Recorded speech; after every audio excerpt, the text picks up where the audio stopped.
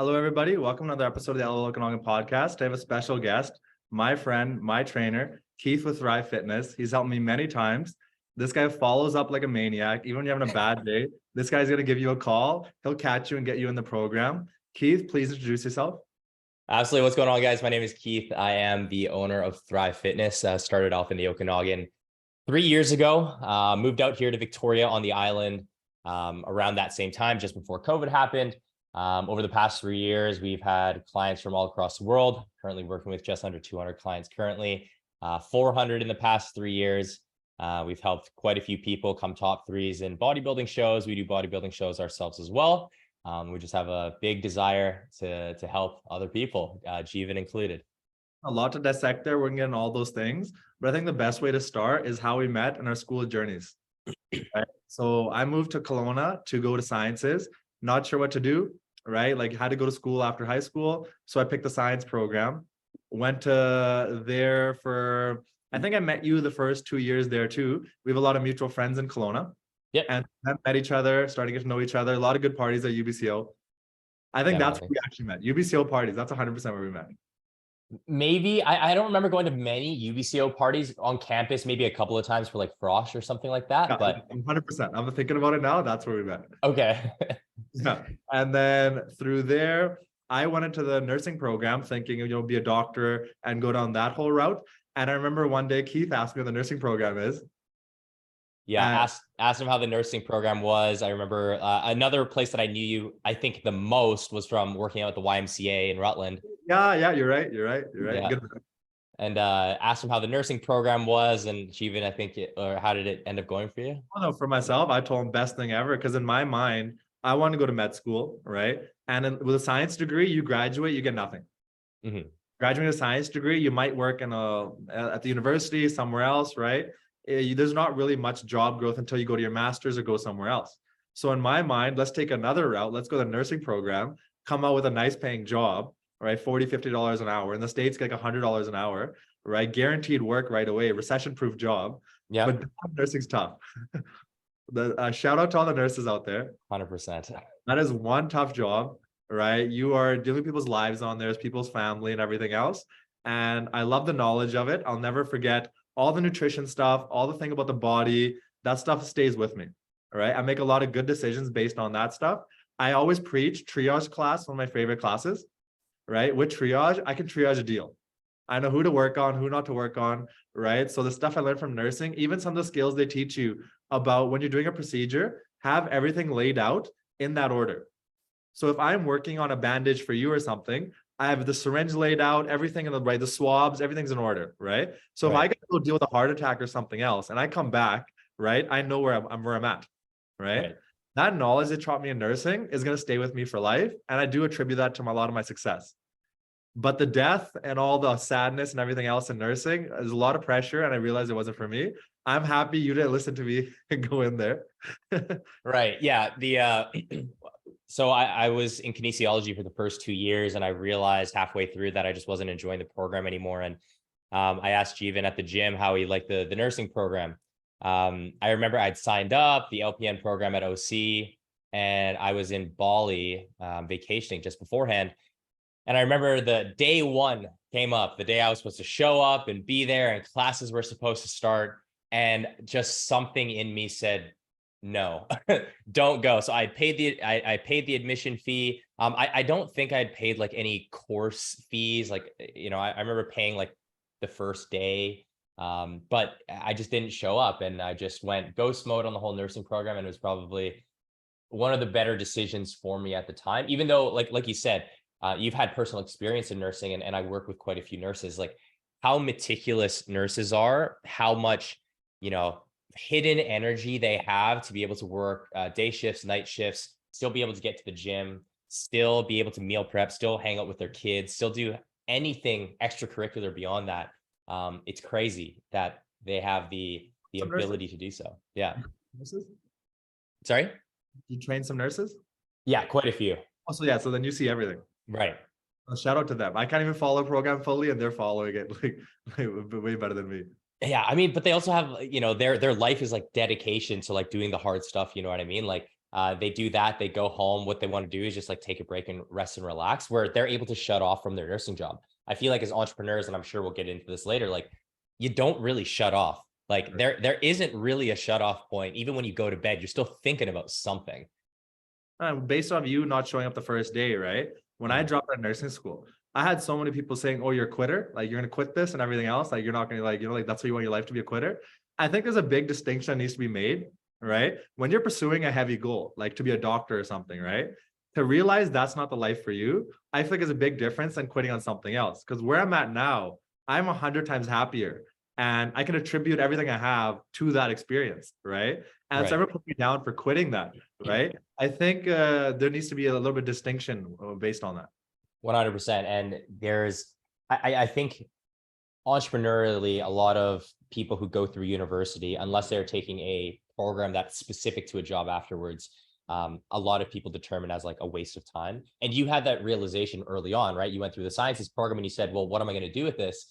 And then you switched over into nursing. Whereas a lot of people will go into university, finish a degree because their parents said this is the right thing to do, and they come out of it, $30,000 in debt with no job except but they have like a piece of paper that says I completed 4 years of university. Not like with me and stuff in my experience here, right? I luckily left. Thank God I left at a time 1 year before COVID and the market boomed.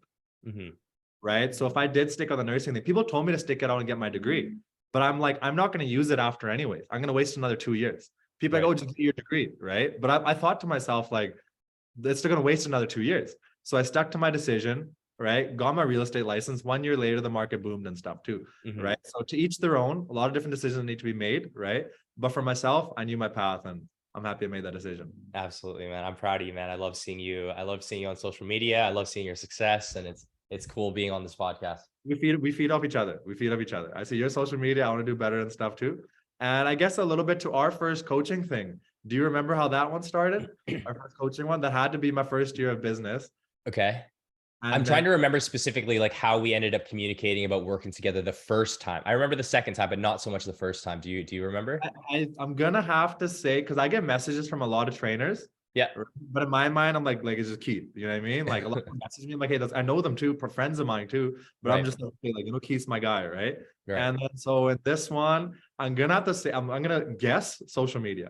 Yeah. If I have to guess, I'm gonna guess social media. And I remember my first year in business and stuff too. I was living in a Suyas in Kelowna. Yep. And that's before I was making money. Right. So I had a gym membership in a Suyas. I couldn't afford one in Kelowna. I couldn't afford the YMCA. Like, right. It was a very tight budget. Right. So shout out to my friend Amr, a mutual friend of ours. Yeah. I used to use his gym where his dog lived. Right. So I used to go there. They have a good gym. It's a good gym. It's a good gym. Yeah, totally. It smells like shit sometimes when the dog's been poop. I go in the morning, I clean up the poop, and I work out. Right? So there's some dedication in that one, right? Yeah, that's your payment. From there, you caterize the program to me, right? So sometimes I'd have a gym in Asuyas. In Kelowna, I wouldn't have a gym, and we found out a way. I send you a picture or tell you what equipment I have, and you customize the program for me. And that's dedication in any business you're going to succeed. How many trainers are there? How many realtors are there? But we both found a way to be successful. Exactly. It's oversaturated, right? It's an oversaturated market. Exactly. Especially being from the Okanagan, like everyone and their sister is a trainer at this point. And, there are mentors that come from West Kelowna or Kelowna. My current mentor wasn't the one that I started with, but she lives in West Kelowna. And it's just, it's everyone. There people see the success that a small percentage of people have when it comes to being a realtor and being a trainer. And everyone wants a piece of that pie because they see that high level of, financial gain and just success, where people tend not to realize the high level of dedication it takes to be able to be a long-lasting success. Where I've seen multiple trainers, and I'm sure you've seen realtors who have like popped up in the game saying like, hey, I'm selling homes now, where, a couple of years down the line, you don't hear from them very often because not even a couple of years, brother. Not even a couple of years. Like, so we could talk about, I have like, when I first started in real estate, sometimes I might get a little worried. I've had 100 people ask me to be a realtor and I send them my notes. And in the beginning, I still sent them my notes, but I'd be like, oh shit, like, I got more competition. I'm going to lose some deals because of his family and blah, blah, blah. But I was still very helpful. I never once like not helped them. Right. And then after the first 2 years, none of them got their real estate license. Mm-hmm. Some of them never started the course. Half of them would drop out of the course, and like 10-20% would drop out before the exam. Like they'd do the whole course and drop out before the exam, which like in my mind makes no sense, right? Even the market went down, right? And people are like, they dropped the course. They just dropped it, right? They could have finished it. And look at this, the market turned around, right? Now those people are scrambling to get in, but now it looks like another market shift on the downward trend. But if they stuck to it, got their real estate license, even if it wasn't successful, it takes 6 months to figure out what the hell's going on. Right. So if they just got into the industry, they would have got their feet wet and be ready for a good market. Right. Mm-hmm. People just like, oh, I heard this person said this, right? How many times do you hear that, right? Like, oh, that person said I shouldn't do this. There's too many people giving advice, cookie cutter advice. I hate cookie cutter advice. That's what it is, right? There's so much generic cookie cutter advice out there that you got to have 2 or 3 people that you trust in an industry or in a topic and stick to them. Training, I'm going to call you. Right. I'm not going to call some random people. I'm going to ask you like training questions, right? Fair enough. And what's different about that, going through the real estate course and trying to figure out what's going on to become a realtor versus you stopping nursing, I'm sure a lot of people who didn't even finish the course said, oh, this isn't for me. But they hadn't even experienced it because they had not been in the game. They had not worked for a certain amount of time. Whereas in nursing, you were able to do clinicals. I was in the hospital. Exactly. You saw it firsthand and then made the decision. No, like in that one, like, you know, like, sorry to say, I've had a patient die and stuff too. Like, you know, like there's like vomit everywhere and stuff. And like after a death, the next person's saying, I don't want sandwich on my crust. Right. And you got to deal with like such a like duality there. Right. That I realized in the actual field, that's not for me. Mm-hmm. But to leave before you got experience because of your thoughts, they still want to make the money, be a realtor. But they just heard it's a bad market. There's too many realtors out there. It's not a good industry, and let those things scare them. Right. It's the entry to play for a trainer. Like, I think I know the answer to this one, but the entry to play for a trainer, to be completely honest, especially in the online space, is not very much. Like the entry is you decide one day, you post on social media that you're accepting clients, and people are either going to trust you or not. And what happens from there is you put your feet to the fire immediately because you now have people's health in your hands.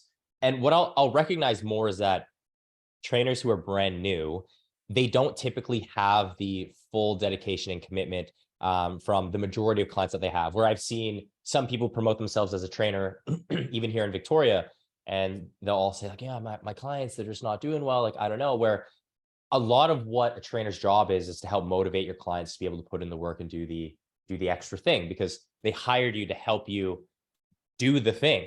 Whereas a lot of trainers think, oh, I just have to lay the plan out for them. Where, you know, honestly, in the newest age of 2023 and TikTok and Instagram, there is so much free, you know, nutrition and training advice that if you took like 6 months to just really delve into training and nutrition, you could probably do a lot of this yourself, where what most people lack is the accountability to do so.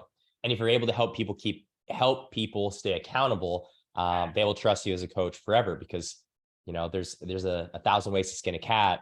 But if you can help them actually skin the cat, they're going to trust you forever. And like I said, when it comes to the entry to play for being a trainer, it really isn't much. And I'll have people come to me quite often on Instagram or message me personally and say like, yo, I really want this. I want to do this thing. It's going to be sick. And they do disappear after a while because they see the level of stress that people have to undertake to have this be an overall success. And I know that in your situation as well, people will come to you and ask you, you know, like, I want to do this, but they don't break through that barrier.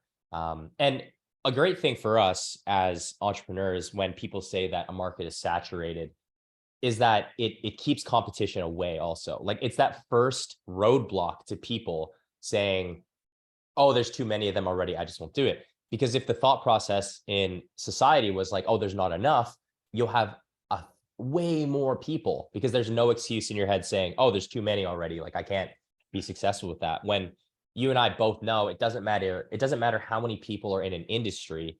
If you are going to be a success, you'll be a success in whatever you set your mind to. And you did it, you know, I did it. There are countless other coaches and realtors who did it when, you know, it wasn't optimal to join the market and become a entrepreneur. It's the person more so than it is the the saturation of a market in service. You dropped a lot of gems there. I've had like 4 rabbit holes I want to go down there. But I want to take it back to before, where why I believe you were the best trainer for me. You don't take excuses, and I got damn good excuses. You know what I mean? Like, I'm on the road across BC, right? Like, no idea what city I'm gonna sleep in. My bag's packed 24/7. Like, I'm on the road, no idea what's gonna happen any day, right? But when we got down to it, right, I'd have the meals ready, right? I'd find a workout somewhere else, right? If I wanted to get it done, no matter the excuse, I got it done, right? Mm-hmm. What I have now that I didn't have then is 24-hour fitness. Mm-hmm. If I had this when we were training together, it would have been unreal, because now I either go at 6 in the morning, 5 in the afternoon, or 12 or 1 in the morning. Mm-hmm. I don't miss anyone, right? And Right. so you said it before too to me, where it's like, what's your priority? And right. And I straight up told you, I'm like, business is my priority. Mm-hmm. Right? Like, business is what my focus is on. And I've tried the 8-hour work schedules, like this and that, right? 10 hours. I need to be in the zone, going at it. If I fall out of the zone, I lose my momentum. Mm-hmm. Right? Like, taking that hour in the gym, I might lose my train of thought, and I might not be go anymore. Right? Like, even this podcast for me, my mind's still on real estate. I'm still going over there and stuff too. I never know I'll fall out of the zone. So I can be very careful with that. You never took any of the excuses, and we figured out different ways to get it done. Totally. Right? If I'm eating out, what am I eating out? Right? If I'm over here, I can run. I can go for a run. Okay. I Run can do Apartment Hill. Yeah. right, sit-ups, push-ups, and pull-ups. Right? Like, we'll get down to the basics, but we're gonna get something in to keep it productive. Right? And I think the other thing is, I had like a fried chicken problem. I remember, like, back in the beginning too, right? Where we had to cut me off fried chicken. Oh, weren't you stopping at like a random side, like Falls. Okay, Falls, yeah. Fried chicken is unreal, right? And it's like, what's the problem in your life? Even the Chester's fried chicken, right? And that took me like a month to stop eating Chester's fried chicken. It's so good, it hits the spot, makes you feel good. Like, it can change your life around, right? Yeah. It took me a month to cut myself off that stuff, but we didn't go cold turkey. I told you I'm still gonna eat it for a little bit. And the one thing about me, I don't lie. Right. If I didn't work out, I straight up tell you I didn't work out, right? Like, yeah, I get by lying to you. Right, exactly, nothing, right? You definitely get nothing by lying to you. So I tell you straight up what I'm eating and everything else over there as well. Right, and there's like, that's another great trait of someone who's completely successful, is someone who is willing to take accountability for their actions, right? There are people who will just go silent, just not talk about it. But, at the end of the day, you are responsible for the things that you do, and not being willing to talk about them. How does that help change you, right? You could have done nothing all week and said, oh, I just didn't put my workouts in. I've been doing stuff, but I didn't. Okay, but what type of mindset is that going to put you in? You just accept it to yourself. All right, well, I made him happy, and I didn't get in quote unquote trouble, or Keith didn't get mad at me, and I got away with it. So I'm just going to keep doing something like that. Like, miss the accountability. Another funny story: when I got my tattoo, like my whole ribs and stuff, right? I drank a whole bottle of tequila that day, a whole bottle, the whole thing. I put it on, I tracked the whole thing. Yeah. I get a message the next day, like, what the fuck? I asked if it was an accident. I'm like, oh, did you? It's a whole bottle of tequila that one day, right? You were just like, bro, this is not acceptable, right? And I was like, bro, I needed to do that, right? And then the thing is, like, even like going off that, right? Like, if I know, like, on vacation I'm gonna drink that time, right? I'll let you take that over. We had techniques for me drinking. Yeah. Right. How much I'd have less calories, everything else. I'll let you take that over. But if I am drinking, be accountable, because Keith can help you. Yeah. So when it comes to alcohol consumption, we're not going to be the types of trainers that say, oh, just don't do it. Even though we could easily say, well, you've committed to this short period of time, whether it be 16 weeks or 6 months or whatever, you can not drink for that period of time. But how does that help someone change or create changes to their lifestyle? Because as soon as the program's over, they're just going to revert back to old ways and say, oh, well, I'm not as strict because I'm not on program. Well, the goal with training, especially people who are lifestyle based and not competing in a show, is you need to find ways that allow people to make habitual changes that they can take on after we're done working with each other. So for example, when it comes to alcohol consumption, yeah, you could totally say, oh, just drink whatever you want. That's one side of the spectrum. Oh, just don't drink at all. It's the other side of the spectrum. And then you got to find what works for you, right? So the one thing that we talked about with Jewan was, all right, if you want to be able to drink, understand alcohol has calories in it, right? If your main goal right now is weight loss, then we need to account for the calories that you're going to take in while drinking. So that those calories have to be removed from somewhere else. So we took some food away from, fattier foods, fried foods while you're out, maybe a little bit less carbs, having a lot of water throughout the day, higher protein, so that when the end of the night comes, when people are typically drinking, they're hydrated, they've hit their protein, they're typically full because they have a lot of fiber in them already. You can even implement things like 1-for-1 with water. So take a shot of tequila, take 1 glass of water.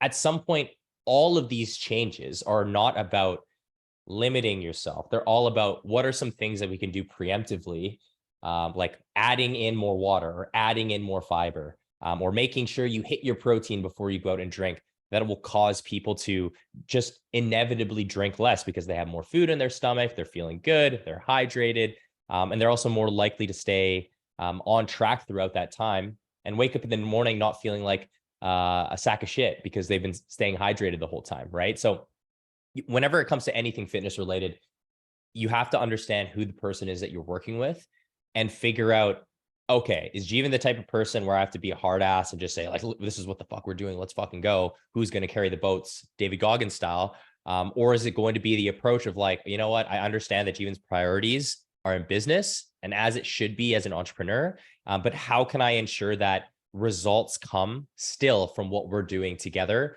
without it impeding on Jeevan's life and the things that he wants to accomplish, further? No, in this one, great time to jump into mentors, coaches, therapists, everything else. I'm a firm believer, right? We're out of the program. I got my quick oats right here, right? In the fridge, I got my fried rice and eggs. I make everything the night before, right? Love it. You're too busy in the morning. I get it done the night before, right? Toss that shit in the microwave the next day. Good to go on the road. I'm eating that stuff, right? People always say like, Jeevan, every time we call you, you're eating, right? And I'm like, yeah, when I do calls, I eat. It's a great time to mix everything together. Exactly. And then when I went to Brazil, like I think every time we've trained together, there's a trip coming up. Right. Right. It's like Coachella or Brazil or something else. Right. In Brazil, we planned for it. Right. Right. We had a workout schedule in Brazil. We knew, okay, you're going to drink how many days of the week? Let's drink less days of the week. Let's do this. We had a whole vacation plan. So when I come back, I was working out there. I came back in shape, back to my routine, crushing it. Right. Right. In Brazil, one of their, I think it's like a national drink is a caipirinha. Okay. Right. You know what that is? They put like 4 scoops of sugar in that, right? So like, I love them. They're delicious, right? But I'd be like to them, like Keith's voice in my head, I'd be like, poquito sugar. I'd be like, a little sugar, like, like less sugar in there and stuff too, right? For like, I was backpacking, right? I had you only have a limited amount of stuff in your backpack, right? You gotta pick and choose what's in there. I had a bag of protein in there. So it's like I had a bag of protein and like I had to let go of some clothes, but I had a bag of protein with me and I took that to every city. Right. So with mentors, coaches, all these things, right? That little voice will get in your head if you're accountable, you follow the program, right? And you cater a program to that person, right? So now always in my life, I try to make the right decisions, right? Like, yeah, once in a while I'll go do whatever I want, right? But for the most part, I try to pick some nice things in the menu. I know how many protein I need, blah, blah, blah, right? With tracking in nursing school, I had like 6 months my 1 year where I tracked every calorie. That was before I met you too. I tracked every calorie. I was at like 4 or 5% body fat, lean as hell, had some abs and stuff too, right? And that was great. I don't want to do that anymore. That's just not a goal of mine or anything. I don't want to live that kind of life anymore, right? But after that experience, I can eye stuff down pretty well. Right. I know, okay, I need this much of this, this of this. I know what my cup is, right? I've weighed my cup so many times, right? I know if I fill this cup, that's pretty much this much, that's this and this, right? Right. And going hard at something once, listening to your mentor, your coach, and finding a good mentor or coach, right, will change your life for the rest of your life. I don't need to have you every day for the next 50 years. But if I fall off track, I'm gonna give you a call, like, Keith, let's get back on it. Right. Yeah. And I'll say the same thing with mentors that I've had just in business, where every conversation that I've had with, previous mentors of mine, I've had some pretty life-changing ones too, where they've gotten me out of, in being in entrepreneurship, you have a lot of, fear, uncertainty, and doubt, right? Pretty often in your ability to maintain a certain level or to continue to grow or to have these big lofty goals for the year that you're like, oh man, am I really going to be able to hit these? And when you're not only surrounded by good mentors, but you're surrounded by good people who are accomplishing the things that you want to accomplish, it motivates you and it helps you realize that all of this stuff is attainable, that any person that you're surrounded with, they're no different than you in their ability to make something happen. And whereas a lot of people can get really down on things like that, where they see, let's say a female in my program will see an Instagram model and go, wow, I'll never be able to look like that. A pessimist will always, a pessimist will see a group of flowers and only see thorns, whereas an optimist will see the flowers themselves. Right. And, that's a quote that's been staying in my mind over the last couple of days, as I have started to recognize that I have been seeing a lot more thorns than I have been flowers lately. And I had this conversation with Steven, one of my business partners, and it was just really, yeah, yeah. It was really nice to just have this realization that, like, having good people in your life to help guide your mind and guide your actions, helps you be the best person you possibly can be. And I know that I wouldn't be nowhere without my mentors, even to the point in which one of the tattoos that I got on my body came from a conversation that I had with a mentor. I had basically set out a big lofty goal for myself for a month in business.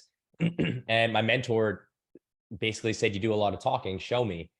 Right. And it fired me up so much. I had it like as the background on my phone. I had it written everywhere. I had it like, I was just obsessed with showing Cole, one of my mentors, like, I'm going to fucking show this guy that I can do this thing.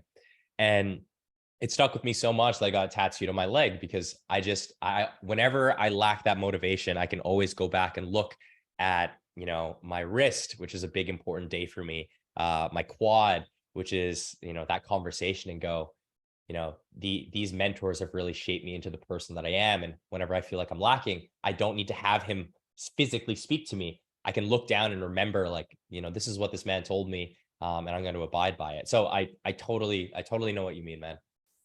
No, in this one, if I wasn't wearing a suit, I'd love to take this off and compare tattoos. Yeah. I love tattoos. You also take this off as I showed off tattoos too. Yeah. with a good mentor, right? With mine, like, I could have had an unbelievable month. 2021, July and August or something, right? Like, like peak market, right? Like, market's booming, right? Like, crush that month, record-setting month, right? I go to my mentor meeting. We had two a month, right? I go in there. So, Jewan, you missed your calls. You didn't do this, you didn't do that. It doesn't matter how, like, unreal month, like what do you call it? Win an award for that month, right? Yeah. But you miss these things, right? So if you have someone that's above you to hold yourself accountable, right? You can either be the same people. Do we have someone that's better than you, right? Holding you accountable. You're always going to grow, right? Even though I succeeded in so many things, right? There's still opportunities for growth, right? Even the plan's going great, right? How can we improve? Right? You got to find something. There's something in there. You'll find it. Right. Yeah. And it's interesting when in entrepreneurship, right, we talk about record setting months or quarters or specific periods of time where we're really going to push ourselves these months. And I realized after a while that, you can, especially in my business where there's a lot of past recurring clients or clients that stay on for a certain amount of time, that it's great to shoot after these record high months and things like that, but it doesn't really matter what you do once in this industry. It matters what you can do consistently. And, I've felt the, on like 50 phone calls in a month where Donald and I, when we were working together, like, we're just sitting in our office, grinding at these phone calls that we have appointments set with people. And we're like, oh my God, we just hit the greatest month we've ever hit. And we're celebrating. And then it turns June 1st. And then we're like, all right, so we're going to do it again. And, it's after a while, my thought process of hitting record high months started to dissipate, and it started to mean less and less to me, because now I look at this record and I go, wow, that seems pretty unattainable. That I'm really happy now just being able to hit something consistently and growing that average over time, rather than just saying, we hit this much one month. It's like, all right, what is your yearly average sitting at? Is that growing? What's your quarterly average sitting at? Is that growing? And that's kept me a lot more sane in business when things do get slow or things do get hyper fast. So that's kept my head on straight a little bit. The thing is, that's enlightening to me, because there's you and about 4 other people. We're in different industries. I got clothing guys, I got you in the fitness industry. I got an Airbnb guy. There's me here, right? Yeah. But in these different industries, we're realizing the same things at the kind of same times, Right. right? The stage I'm in my life in business and you're talking right now, we've realized the same things Mhm. in completely different industries, but the growth is similar across all business. Right. It's a funny thing, right? Yeah. And Yeah. this one, fitness relation of business is something I want to talk about, right? Fitness and business, in my mind, go hand in hand, Totally. right? We could start off with you showing up with a great physique, people trusting you, right? People see this guy's dedicated in the gym, he'll be dedicated in business, right? That's one whole topic over there. Another one for me, I told you before, fitness for me is mental. It's not something I'm trying to get huge and compete or anything else, right? It's my de-stressor. It's my pillar, right? The Rock says that too. It's my pillar in life, Mhm. right? I go back to the gym. I'm feeling bad. I go to the gym, right? Every morning I go to the gym. I have a great day because of it. It clears my head, gets me going. I'll even answer some emails on the treadmill or something, right? It's a thing that starts off my day. A nice sweat clears my head, right? Mhm. I solved some of the biggest problems in my business career at the gym. Doing a deadlift, doing a squat, right? Pushing some weight ups. I'm just relaxed, enjoying my music, right? And bang, like I solve a huge problem without even thinking about it. Right. Yeah. It's when it comes to fitness and that relation, for me, the best time I ever had in business was when I was in prep. Prep is essentially a time where you don't miss a macro, you don't miss a training session, you don't miss a cardio session. There's just literally no excuse because you have to be ready for a specific date. And for me, the big driving motivator was I don't want to go up there and embarrass myself. Like I want to make sure that I am competing, that I look solid, and that no one could F with me. And when you go through, basically starving yourself and pushing yourself in cardio when you like, it's the last thing that you want to do, but you do it anyway. You build up that mental integrity muscle. And every day that goes by, everything else just seems like nothing to you. Nothing meaning, oh, I have, back to back to back phone calls, whatever. I just did 90 minutes of cardio starving. Like that's nothing. Or I have to go do all. Make a cut is insane. You feel like shit. Oh yeah. Oh yeah. Cutting, you feel horrible. Exactly. And that mental, that mental muscle that you build during that time it's so important to be able to hone in on that. And with fitness, it is just the perfect analogy for life, right? It's something that you can consistently get better at, but you're never going to be perfect at it. It's something that you can always work on. There are days where you just don't want to do it and you want to lay in bed and just say screw it. There are days that you're just sore from it, or you're tired of just doing what your daily workload looks like. But you always come back to it if you love it and you want to be successful with it.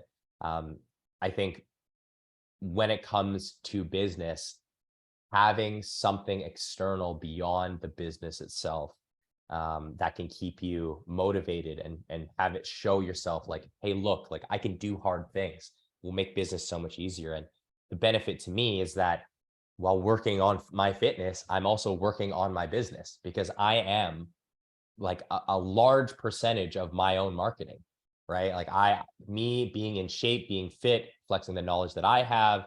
Of course, social proof with clients is also great, but like people want to work with, you know, me for me, or people want to work with Jeevan for Jeevan, right? I correct me if I'm wrong. I'm genuinely curious about this.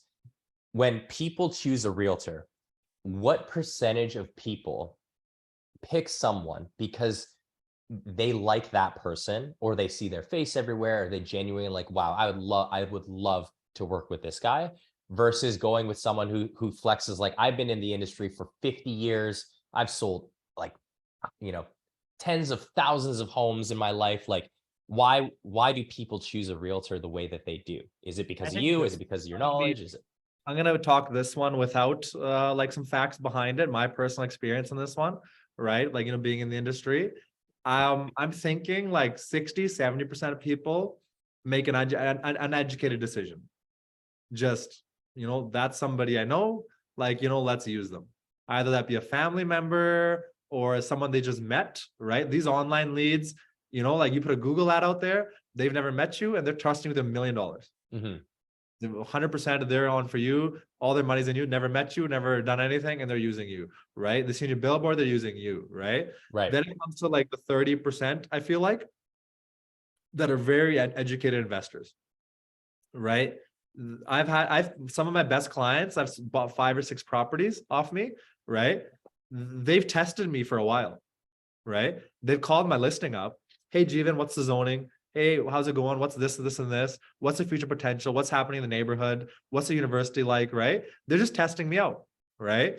And they'll be like, hey, Jewan, find me some properties, right? They start asking me questions about those things, right? I'm answering, I'm going, right?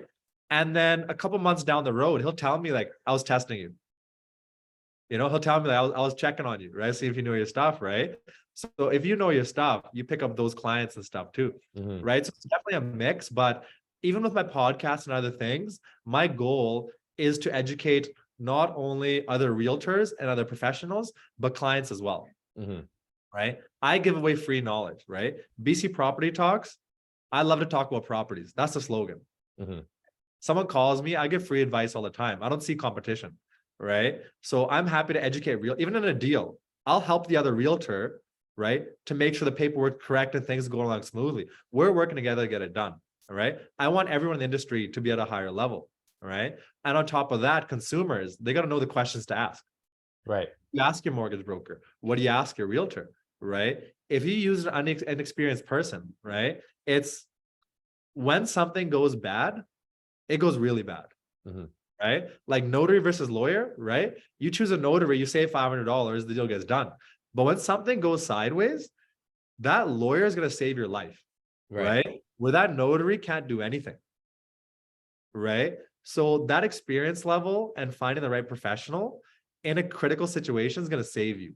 So 1 out of 3 times, 1 out of 5 times, you'll get lucky with a random person, all right?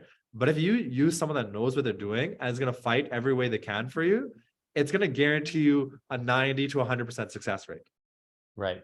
Yeah, that's really interesting to hear from that point of view, because I can even think about realtors who are in my city.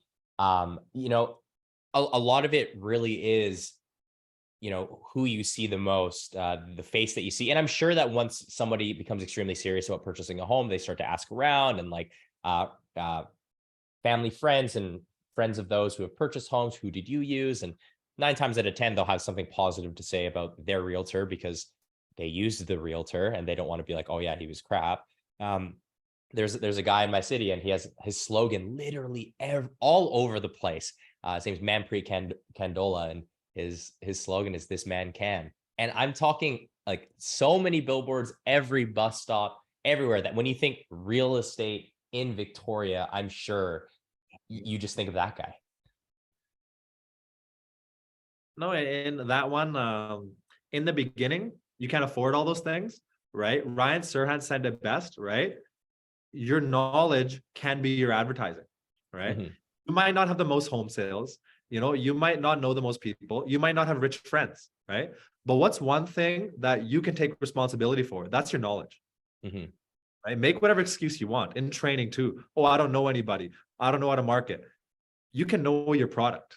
You can 100% be the expert in your product, right? And that can sell you to get you somewhere. You get more funds. Now you advertise, right? Now at this point too, I'm a referral business, right? People are just calling me because of somebody else told them blah, blah, blah. They saw my ad over here, right? Oh, like, you sell a lot of homes, we'll use you, right? So now that does happen. But in the beginning, everybody has the same level playing field. If you have the most knowledge and you're sharing that knowledge, right, you're going to grow your business. All right. And another thing I want to talk about is systems in business, because I saw your growth as well from the beginning to where you are now. Right. And even the one thing I respect about you is your time schedule and stuff as well. Right. You maintain a nice work-life balance, which is something I know nothing about. Right. Like I'm getting better as well. Right. But I want to respect your work-life balance and stuff too. And this last time I trained with you, right, you had more free time to yourself and stuff, like, you'd get back to another point because nothing's that urgent. Some things are not that urgent, right? You can take that day off, take that 2 days off and come back to something, right? And I've noticed you doing that more too. Once you've established your business, you can set those parameters. Even me, from our first coaching thing where I got everything done that day, to now there's time schedules, listings on Monday, buyers Wednesday, Thursday, Friday, calls on this day, right? Okay, I'm gonna take this time off. I'll set up some things for that day off, right? You can have some more free time later on, but not in the beginning. You can dive into this one. Yeah. So I think once you start to set up those systems appropriately, where, like you said, you've now become a referral business where, in our industry, obviously there's quite a bit of outbound lead gen. There is quite a bit of, you know, in the very beginning of entrepreneurship, you have to really grind to ensure that people know that you are going to stay committed, that you're in this industry, that you are providing good service and very quickly. And you also have a little bit of, I wouldn't say anxiety, but just like this worry that like, oh, if I don't get back to someone as fast as humanly possible, like they're not going to think I'm good enough. Yeah. But then you start to realize that like those details that are taking away so much from your quality of life, where you could be at a dinner and at the drop of a hat, oh, a client messages you and you're now that person who pulls their phone out to message while you're sitting there with your girlfriend and her parents. You start to realize like, wow, like I really need to make some changes because I don't just want to be that person who works my life away. And yeah, time blocking is really important in terms of, in running a business, especially with the amount of people that we have on our team. We have 9 people. You have to set out specific times to communicate with everybody and make sure we know what everyone is doing and how things are going. Um, and it definitely does get overwhelming at some times. And one of the big things that I want to work on now is just being able to offload some of those duties to other people, where instead of just every single person check in with me and me checking in with them, where you can start to offload that to another singular person where you're at the top of that and see how everyone is going. Um, I'll it jump in is here real quick. I want to say this to you, right? What my mentor taught me, right, is you get this person's time, right, with my experience. This person's more available, has more time with you, right? But you get my experience, right? Mhm. So by utilizing this person, you get most of your things done as well. With me, your urgent things, my knowledge base is more ready for you to use, Mhm. right? When you introduce somebody to do those tasks for you, it's great to right away set the expectation, right? This person is around the clock here for you, right? They're going to get things for you. They're going to do your check and everything else, right? The serious, the nitty gritty, right? The things that you hired me for, I'm available for you 24/7, Mhm. right? So at day one, if you set that expectation, it's going to go a long way. We'll continue.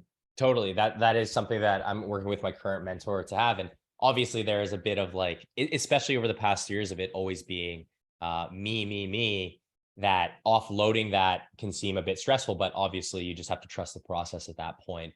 It's a limiting belief. It's a very limiting belief. I had that too, Mhm. right? But there's no need for me to be doing little paperwork and all these little things. Even my marketing, I've hired someone for now too, right? I had to write every listing description. I had to write every social media post, every bio, everything. It means nothing. A lot of these things are like they're little tasks. Like, yeah, they're important, but you can be focused on much more serious things. Totally. And like I said, these systems, in terms of making sure that clients are getting the service that they need, making sure that the results are coming, a lot of it does just break down to you being emotionally and mentally available at all times. Because you're right, when you are bogged down with all of these smaller tasks, it is very difficult to still have that same level of like excitement and uppityness when you know that it is, let's say multiple clients struggling with the fact that it was just a long weekend. Everyone came back from like just drinking their face off. By the time you talk to the 30th person about the same exact You thing, know like, what's gonna happen the weekend before.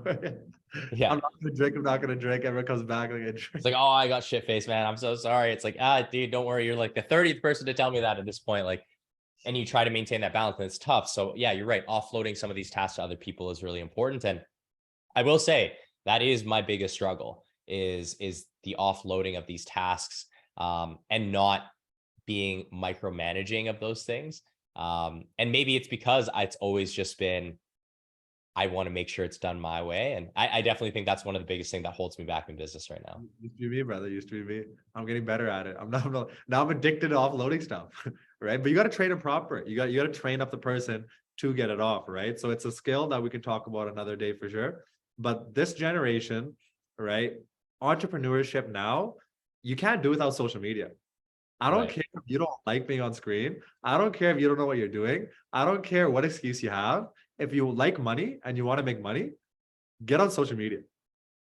Absolutely. There's no excuse. There's no why, right? Get on social media and you're going to have a successful business, right? Your content has been awesome. Like How, seeing, your content's amazing. I just have never seen a realtor put content out like that, especially from the Okanagan specifically. That with BC Property Talks, the emails. I've seen incredible like listing videos on YouTube. Are you on my email list? Yeah, I didn't even know that. That's awesome. That's awesome. yeah. But you're everywhere, right? And very similar to how I talked about Mempri Candola here. Like when I see Jeevan's face everywhere, right? How do I not think of this person to be the realtor that's going to help me out after when that time does come for me, right? If you're on an email list, you see his content everywhere, like it's impossible because you're always that first thought in mind, right? It's very similar to product placement, like The thing that Prime, for stresses me example. up and keeps me up so late, right? It's not just generic content some AI made. Right. Right? Like that's me thinking about it, right? Knowledge, updates about the market and everything else, right? If you listen to the news about real estate, right, you're not getting accurate information. Mhm.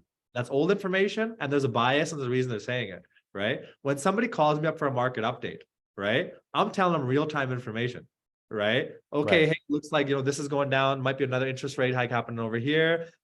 Under $1 million, we have a lot of home selling. Farms a little bit stagnant right now. Commercial selling hot. How much money do you have? You have 500 grand. Let's put it over here. Blah blah blah blah blah. Right. So having an expert like that with the knowledge base is a huge difference, right? But back to the Definitely. social media thing, right? I want to say it to you too. I don't know how you are. I'm a little bit off social media now. I have it on my second phone. I don't check my social media too much. Mhm. But like last year, every day you hit that. You were Yeah. posting at good content. Were you creating that yourself? Yeah. So You what I editing that was yourself? some of it. So there were times Good where I had, blogger, all that shit. Like yeah, yeah. The mics and stuff. Like it was good stuff. yeah. So basically what the goal was is I was going to put out 3 pieces of content every day for 90 days, I think. Your followers, I saw your followers. Yeah, just fly up. And every Saturday, Christian and I, another coach from in town, we'd go to the gym and we'd record 21 videos. And we'd go home immediately afterwards and grind out editing it, creating Fucking all the captions for everything. cheers to that one. Yeah, cheers. And we would have everything put out as drafts in every single one of our social media places before repurpose like AI kind of came out, where it's basically just you post it once and it automatically links to all your social medias, which is awesome. Because I just have to post it on Instagram and it's now on TikTok without me doing anything, YouTube, etc. Um, and that was just the grind. And after a while, if I'm being honest, I think that's where I do miss that grind a bit, is where you talk about how if you fall out of grinding, you kind of lose a bit of that momentum, where sometimes it'll be like a vacation for me where a Saturday will come up. I'm not at home creating these videos. I feel a bit behind. And then I'm like, oh, damn it, I have to get back into this flow. And now I've just found a lot more balance in just creating, a couple of videos a day, posting Monday through Friday, and having a lot more enjoyment with it versus just pumping out as much content as humanly possible, where I can sit down and really just think about it. So content consistency, being on social media and being social on social media is a massive importance. No, the thing is, like, you can have a normal life later, but you got to be a savage once, right? Yeah, Like, you got to build that physique once and you'll get it back, right? You spend exactly. years building that physique, you'll get it back quickly, right? Social media, you got to be a savage once to get all those followers. You can slow down a little bit later, but you have to do that too, right? And another thing that I think we should talk about is growing a team, right? How I talked about it, you and me, same levels, right? We're Yeah. both growing a team down, our different businesses and stuff as well too, right? Did anybody teach you how to work with people and how to manage people? Like, did you have a good? Yeah. So it was a lot of mentorship just really helped out with that in understanding how to coach people and show people because it's very similar to what we already do, which is just coaching clients. But you're coaching someone to coach, or you're coaching someone to take a specific role in coaching over, whether it be outbound lead gen or coaching itself or check-ins, etc. And the biggest thing for me was just trying my best to create an actual relationship with people, because people work infinitely harder if they not are only doing this as a job, but they're doing it because they truly appreciate you and they care about the things that you want to accomplish. If you just hire someone, let's say from a third world country, who is there specifically for the paycheck, because as they should, they need to get paid in a third world country to do this amount of work. Likely, there isn't going to be as much emotional buy-in to the things that you want to accomplish. Whereas when you have a team of people who, let's say, that you've worked with in the past that are past clients, or are, family friends or people who respect you from the industry, there is a much higher buy-in, and you'll get, 1.5 times the amount of work for, the same price, or, more, I guess, because it is first world. But you also just have a much more fun environment, especially if you can find ways to get people together and throw functions or have people, appreciate each other across the team versus just everyone being you as the contact point, but having everyone intermingled and hanging out and enjoying each other's relationships. And that's one thing that I kind of miss about working in person anywhere, right? I never was a personal trainer in person. I always worked at restaurants, but you build such camaraderie when you see someone and you go through the struggles of everyday tasks versus just working at home, where you can create this large disconnect from the people around you. Whereas the only way you can communicate is via a Zoom call. And like, yeah, you can get good communication that way, but typically it's scheduled out and you have to be talking about something. Whereas at work, let's say at a restaurant like the Keg, you just have this like side banter, and that creates so much more relationship with that person than you being on a team meeting, right? Like if I could get my whole team together, and we are doing this in August, get your whole team together, go to a music festival, rent out a home, right? And chill for the next 4 days and just have a blast. Like you are going to build so much better, relationship that way than having a weekly team meeting where you talk about the sales targets and goals for the, for the week. No, where I want to take this one, again, so many gems in that one, but it comes down to branding, right? You could have been called Keith Fitness. I could have been called Jewan Sells Homes or Jewan Real Estate, right? But the people that join the team, right? It doesn't have that. It doesn't have that special feeling. I work for Keith Fitness, right? Mm-hmm. I work for Thrive Fitness. Mm-hmm. Someone be proud to say that. Mm-hmm. Oh, I work for BCPropertyTalks, right? Or I work for j.brar. Right. There's a huge difference, right? And when you build that brand, right? People can be proud of that brand and they want to grow that brand, right? People want to make that brand something bigger, something better, and they're going to work harder to make the systems in place, get what needs to be done, put their personal touches in there to grow that brand that you're building, mm-hmm. right? I could never be Jewan Sells Homes, anything else, right? Me now, I didn't call myself Team BCPropertyTalks, right? I'm BCPropertyTalks and associates, right? The people I work with, they're not under me. They're my associates, right? I'm training killers, right? I'm training top dogs. All right. These guys leave me in a year, they go ahead. I'm not putting my foot on someone's throat and just taking stuff from them. Right. I'm trying to grow people where I'm giving them everything, open book, right? You come in, here you go. Here's everything I have, right?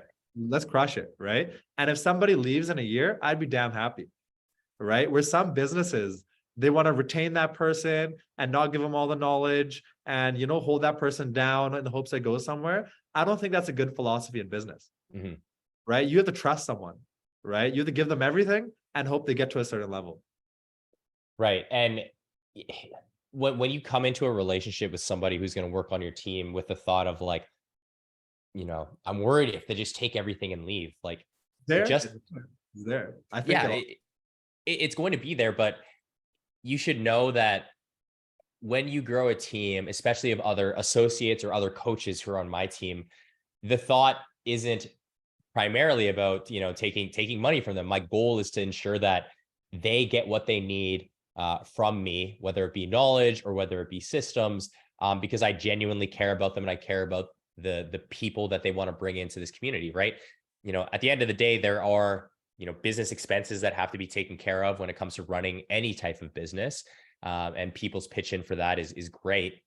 But at the end of the day, if I can create, like the goal is to create two types of community with the clients of mine, with a large variety of people from multiple coaches, and for the coaches to enjoy each other and be able to work towards a singular goal, which is helping a ton of people. No, the one thing I see, I've been the solo hustler, dogging it out, getting everything done, crushing it, savage life. I love that. I love that shit. I miss that. I go back to it sometimes too, right? But I love working in a team, right? At 3 a.m., when I call some of my dogs, shout out Mama Security, these guys don't sleep just like me, right? 3 a.m., we'll hop on a group call after someone messages somebody. We're having the laugh, shooting the shit, all right? You got a good pay structure, you got a good brand, you have fun together. I'll take less money, right? I'm happy to make a little less money, but I'm having more fun working, right? Now that I'm on my second business, I have one business, my residential, 100% me, right? That's my thing. I keep everything, right? Commercial, I got a solid partner. Shout out to my partner Bikram in that one, right? We split everything 50-50. I don't care if it's $500 or $1,000. He might not even want the $200 check, but I'm giving him 50% of everything. Right. If you know about it, he's getting 50%, right? Right. I got my Mamba Security, where I it's not even about the money. I just love working with these guys. The money's gonna come. Right. But we have such a good time being together. Right. And I love seeing that. That was another cool thing that I thought of when it comes to you was the diversity in business in that sense. When I saw that you started Mamba Security, a bit of me went, whoa, that's crazy. Like I had no idea that that's where you would go with it. Also, the vests are sick. Unreal. They're so nice. We bought us some big dogs. We had some big boys from like Surrey too. Shout out to these guys coming in. There's 15 people that told me they're scared of our security guards. Like these are big bouncers, man at the front door, and I had so many comments. People are scared. I'm like, would rather have someone skinny that doesn't look like they'll protect you? Or would you rather have this guy? Like we'd rather have this guy, right? That's wild. Security, we're coming in hot and heavy. We're taking over the Okanagan. Shout out Kothar and Harry, right? Like we're doing things proper too. I think this one we gotta end this podcast with one of their biggest arguments is sleep. The biggest fights we've had for the last 2 years is my sleep habits. Right. And when it comes to sleep habits, it's so interesting because from the entrepreneurial headspace, there's two ways to think about it, right? There is like I said, the hardcore David Goggins, never sleep. I'll sleep when I'm dead. Who's gonna carry the boats? Yeah. And then there is I think just the like glamorized entrepreneurship where everyone thinks like, this person wakes up when they want to, they get to create their own schedule, get 8 hours of sleep. It's like perfect. In entrepreneurship, in my eyes, in the very beginning, it's going to be a shit show, right? You're up at all hours of the night. You have to work on fires. There's shit going down. Once you get to a specific point where you are thinking more about consistency in your life, because at some point, business is extremely important, but whether it be 20 years from now or 15 years from now or whatever, you're going to come to a point where you say, you know what, I need to spend some time with me. Realizing that. Right. But that point will come different for everybody. There are people who go 25 years without realizing that. But you have to find that balance. You have to find the balance of, am I just being lazy or am I really taking this rest because I'm doing it purposefully? So the best advice when it comes to sleep habits will forever be, do your best to get as much sleep as possible. At minimum, let's go 6 to 8 hours. But I understand that it's not always going to happen. And if you can somehow catch up with sleep, by taking like a quick nap or something like that, that is always going to be better than just grinding through multiple days, because sleep is important in entrepreneurship too, because you need to be mentally focused. You need to be like ready to go. And it's hard to do that when you're exhausted, or slamming a ton of coffee back. No, like in this one, people think they're arguing with me, trying to preach to me the benefits of sleep, right? I love sleeping. I can sleep all day long. It's a great feeling. I love being in bed, right? But I know, right, for me to stay in the zone, to be a savage in this thing, right, that if I go to sleep for too long, I don't know how I'm going to come out of that one. Am I going to come out in a different mindset? Oh, let me sleep in a little bit more. Now I'm behind. Now I'm everything else, right? Building all the systems, learning everything accountable, real estate, hitting the marketing, hitting everything, right? I had to be a dog, right? Before I couldn't afford a gym membership, right? Now I can afford a marketing assistant, a virtual admin assistant, right? I have team members on here too, right? I can pay for programs and stuff. I've built things that let me relax and enjoy a little bit of sleep, right? But you got to dog it out in the beginning. Right. To get yourself established and get somewhere, it takes a lot to get there, right? And for me personally, if I sleep in a little bit more, it might last a couple of days, right? Even with myself, like, to get to where I am, right? If I sleep in 2 days in a row, I sleep on the floor the next day, right? I don't hope for success or hope for motivation. I don't believe in motivation, right? I ensure success, right? I miss 2 days of waking up. I'm sleeping on the floor for a couple of days.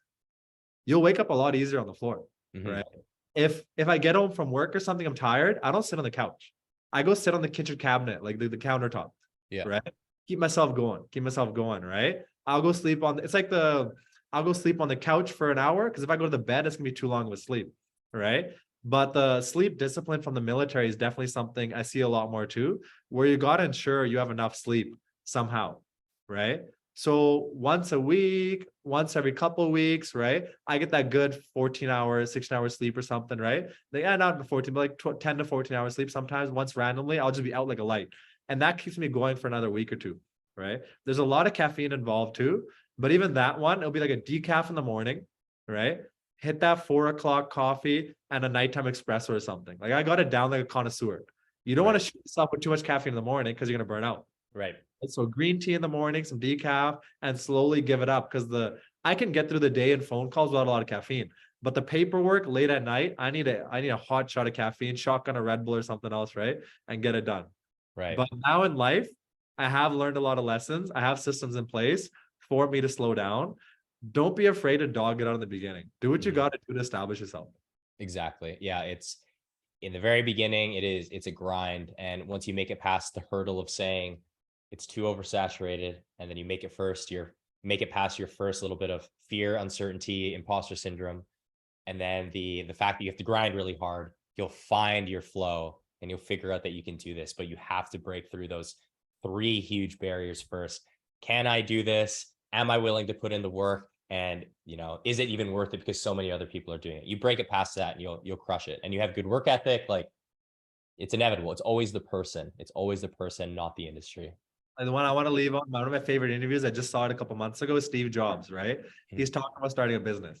You got to set up a company, right? You got to put some legal framework into there. You got to learn about the business, right? You got to build some systems. Now you might have to buy an office, right? You got to buy a coffee machine, right? You got to decorate the office, right? It's endless. The amount of stuff you got to do from the big to the small, it's endless, right? So if somebody finds systems in business, it's going to take a long way, right? Go crazy in the beginning. In the end, you're going to mature and figure yourself out. But Keith, thanks for coming on the podcast. This was amazing. So many gems in this one. I can't wait to get this one out there. I appreciate you, man. For months. This will be gems for months on this one. Hell yeah, man. I appreciate you. I appreciate you bringing me on here. It's cool to have this good conversation with you. I don't think we've ever spent like a long time speaking about business and entrepreneurship. So this is awesome, man. Exactly. Yeah. Awesome. Well, thank you, man. Appreciate you. I'll talk to you soon. All right.